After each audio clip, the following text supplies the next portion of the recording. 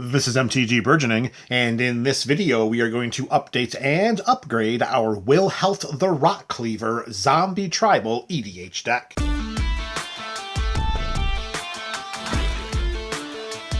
Thank you for joining us for another installment of the Up and Up series. Today we are updating and upgrading Wilhelt the Rotcleaver. That's right, baby. Slick Willy is making an appearance on the Up and Up series. We've got 3 cards going in and 3 cards coming out. But before doing so, let me take a moment to let you know that in the description of this video, there are links to this build's deck tech, the up to the second deck list, and Wilhelt's video primer series. All right, MTG BC, let's get right down to it. The first card going into the 99 of Slick Willy here, it is Warren Soul Trader. It was only a matter of time until we got a copy of this bad boy to throw right into the 99. Here we have a 3/3 zombie goblin wizard for 2 and a black mana. We can pay 1 life, sacrifice another creature to create a treasure token. Let's see, we have so many decayed zombies that will make perfect sacrificial fodder in order to create those sweet, sweet treasure tokens. Yeah, we'll have to lose a life in doing so, but that's okay. We have ways in which to gain that life back.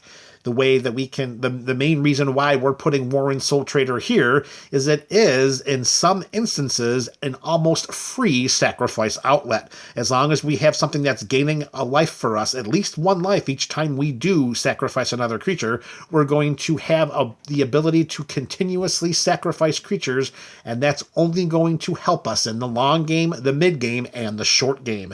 And when we get a treasure token just for doing that, it's going to make victory that much quicker. With Warren Soul Trader in and its sacrifice ability and mana accelerating ability jammed right into the 99, it is going to replace a creature. Now we have to think a little bit, we have to think more broadly about the swap. Warren Soul Trader is going in and it's acting as another sacrifice outlet. This is a deck, an aristocratic style deck that can win the game through its sacrifice outlets. That being a free sacrifice outlet as long as we have a way in which to gain a life whenever a creature hits the graveyard. Keep that in mind. This is Warren Soul Trader is going to help the overall theme of this build. The creature it's going to replace doesn't really do that, and that is Murderous Rider. Now this has adventure, so we could cast we could cast the adventure side of Murderous Rider, which is Swift End. It's an instant for 1 and 2 black mana to destroy target creature or planeswalker, and we lose 2 life. We can also then at another time, we could cast Murderous Rider for 1 and 2 black mana, and if we do, we get a 2/3 with lifelink, and when Murderous Rider dies, we put it on the bottom of our library. Now, we're not hurting for removal in this deck. We're in Dimir colors. We have no problem with removal. So we can't even say that we're slightly weakening our overall suite of removal spells by taking out Murderous Rider because we just have so many of them. What we don't have as many of are theme-enhancing cards. Warren Soul Trader does that by helping out the theme of the build, helping out with mana acceleration, and helping out with another win condition. All of those things that Warren Soul Trader brings to the table, Murderous Rider does not do.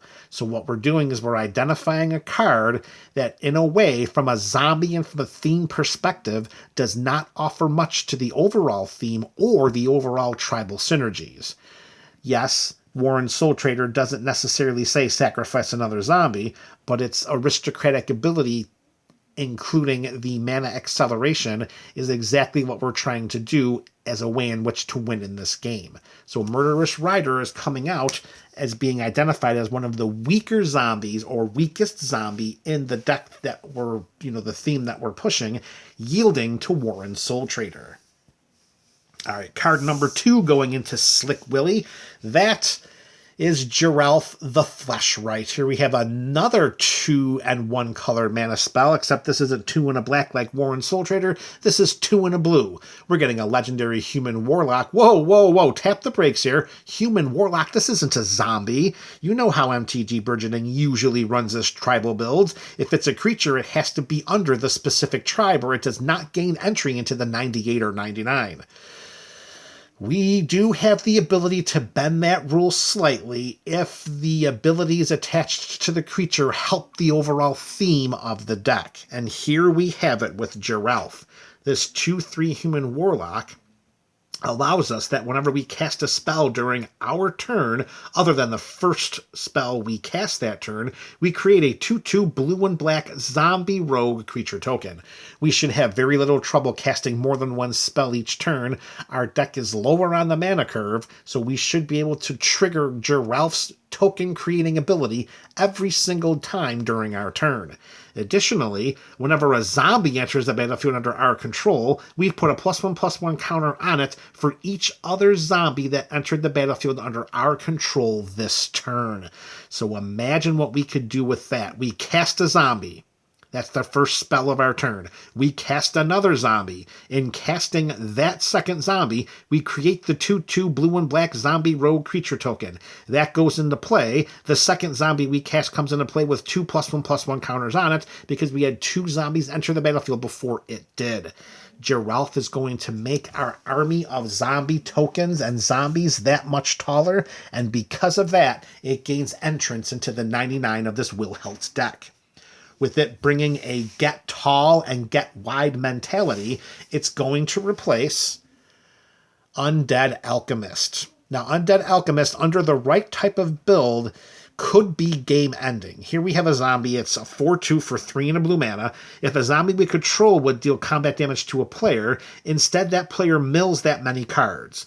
And whenever a creature card is put into an opponent's graveyard from their library, we exile that card and create a 2/2 black zombie creature token.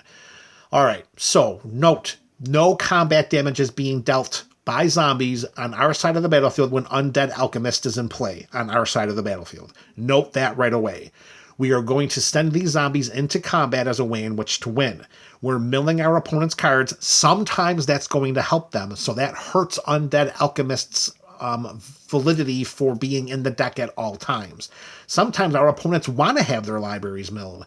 Other times, we're milling libraries of Spellslinger decks, and we're getting no zombies in return for exiling creatures from those decks. So, more often than not, Undead Alchemist is acting as a hindrance to our progression in the game. That's why we identified it as coming out and being replaced by Geralf that will help to make creature tokens and make our zombies taller. So Undead Alchemist and its backdoor way in which to try to win games is out, and it's going to yield to Geralf and its combat-driven mentality.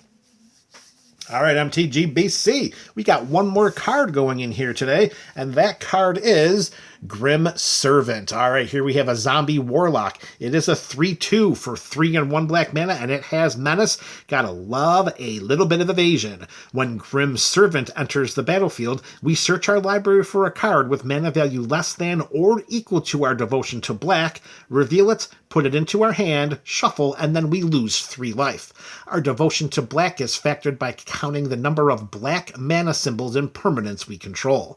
Imagine our board flooded with zombies and other cards, all with black mana symbols, getting Grim Servant into play, and pretty much in this build being allowed to just straight demonic tutor. The losing of 3 life would be more like a Grim Tutor, so maybe we should say Grim Tutor instead.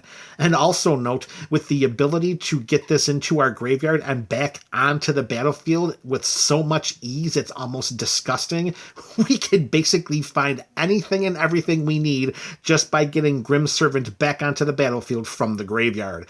As long as we have the life to spare, we're going to get so many cards. So Grim Servant is going to help with card advantage, and it's going to replace Tainted Adversary. Now, this was a creature that was included in the onset of this deck when it was first built. I don't know. Was it in there when it was first built? It might have been. Anyways, it's a 2/3 with Death Touch for 1 and a black mana, and when it enters the battlefield, we can pay 2 and a black mana any number of times. And then when we do cast it that many times, we put those many +1/+1 counters on Tainted Adversary, then create twice that many 2/2 black zombie creature tokens with Decayed. The fact that the zombie tokens have Decayed is a little bit of a drawback. We're already having to deal with those with Wilhelt. They're not as reliable as the usual +2. They're not as reliable as the usual 2/2 zombies. and that burst creature token production is only possible if we have the mana to do it.